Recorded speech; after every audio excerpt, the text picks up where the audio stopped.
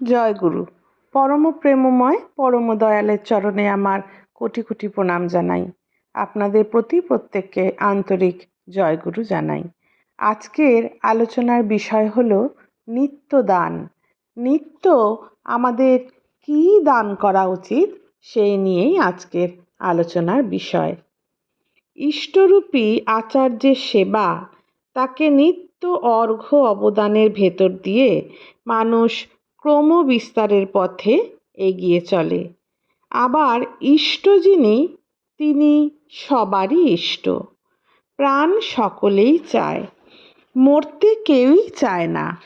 আর ইষ্ট হচ্ছেন সেই জীবনযজ্ঞের পুরোহিত, প্রাণের ঋত্বিক। তাই তাকে দান, তাকে ভরণ পোষণের দায়িত্ব স্বাভাবিকভাবেই এসে পড়ে শিষ্যের ওপর। তাহলে প্রশ্ন হচ্ছে, ইষ্ট কে? ইষ্ট হচ্ছে সবারই ইষ্ট। ইষ্টর জন্যই আমরা প্রাণ পাই। প্রাণ সকলেই চায়, মরতে কেউই চায় না। ইষ্ট হচ্ছেন সেই জীবনযজ্ঞের পুরোহিত, প্রাণের ঋত্বিক। তাই তাকে দান, তাকে ভরণ পোষণের দায়িত্ব স্বাভাবিকভাবেই এসে পড়ে শিষ্যের ওপর। কারণ আমরা বেঁচে থাকি, সুস্থ থাকি যার দয়ায়। আগে তাকেই বাঁচাতে হয়, সুস্থ রাখতে হয়। তা যদি না করি, অর্থাৎ আমার বেঁচে থাকার উৎসই যদি শুকিয়ে যায়, শীর্ণ হয়ে যায়, তবে আমার বাঁচাটাও থেমে যায়। সেই জন্য গুরুর সেবা সর্বাগ্রে প্রয়োজন হয়ে ওঠে। পিতামাতা শিশুর নিকটতম পরিবেশ। একটি শিশু যখন পৃথিবীতে মাতৃজঠর হতে জন্ম লাভ করে, তখন তার সবচেয়ে কাছের যিনি থাকেন তিনি হচ্ছেন মাতা, এবং মাতার পরেই পিতামাতা। তাহলে পিতামাতা শিশুর নিকটতম পরিবেশ। তাদের কাছে এই শিক্ষার হাতেখড়ি হয়। তাদের প্রতি নিত্য দান ও সেবার অভ্যাস যখন চরিত্রগত হয়ে ওঠে, তখনই গুরুর ওপরে তা সহজভাবে ফুটে ওঠে। পিতামাতার থেকেও গুরু গরীয়ান, ভীষ্মদেবের উক্তি। তিনি আবার বলেছিলেন, প্রাতে ও সন্ধ্যায় অগ্নিহোত্র যজ্ঞে সুষ্ঠু আহুতিদানে যে ফল হয়, বিদ্যাবান ও বেদব্রতধারী দান করলেও সেই ফল হয়। তাহলে প্রাতে এবং সন্ধ্যায় আমাদের আহুতি দান করতে হয়। এটি হচ্ছে ভীষ্মদেবের উক্তি। বিষ্ণু সংহিতার 31 নম্বর অধ্যায় আমরা পাই, পুরুষের অতিগুরু তিনজন, পিতা, মাতা এবং আচার্য। তাহলে অতিগুরুকে পিতা, মাতা এবং আচার্য। নিত্যই তাদের শুশ্রূষা করা লাগে। তারা যা বলেন তাই করা লাগে। তাদের প্রিয় ও হিতকর যা, তেমনতর আচরণ করা লাগে। তাদের অনুমোদিত কিছুই করবে না। মানে তারা যেটা অনুমোদন করেননি, তারা যেই কাজটা করার পারমিশন দেননি, সেরকম কিছুই আমাদের জীবনে করা উচিত নয়। এই তিনজন যার কাছে আদৃত, ধর্মও তার কাছে আদৃত। এই তিনজন পিতা, মাতা এবং গুরু যার কাছে আদরের জিনিস, ধর্মও তার কাছে আদৃত, ধর্ম তার কাছে সেরকম আদরের জিনিস। আর এই তিনজনকে যে অবহেলা করে, তার সমস্ত ক্রিয়াই নিষ্ফল হয়ে যায়।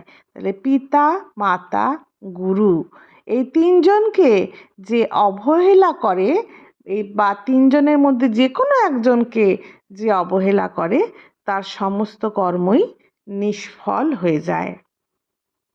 আবার ব্রহ্মোক্ত যাজ্ঞবল্ক্য সংহিতায় রয়েছে, গুরুর কাছ থেকে আমরা সেই পরাবিদ্যা লাভ করে থাকি, যে অমৃতত্ব লাভের জন্য মুনি ঋষিরা বৎসরের পর বৎসর সাধনা করে আসছেন, তার সন্ধান পাওয়া যায় ব্রহ্মবিদ গুরুর কাছেই। তাহলে গুরুর কাছেই আমরা কিন্তু সমস্ত শিক্ষা লাভ করে থাকি। তাই তাকে পিতৃবৎ পরিপালন করতে হয়। তাই গুরুকে পিতার মতো পরিপালন করতে হয়, কারণ জীবনের সমস্ত শিক্ষা আমরা গুরুর কাছ থেকেই লাভ করি। সংহিতাকার বৈশিষ্ট্যও বলেছেন, নিত্য গুরুর সেবা করবে, নিজেই আহরণ করে তাকে খাওয়াবে।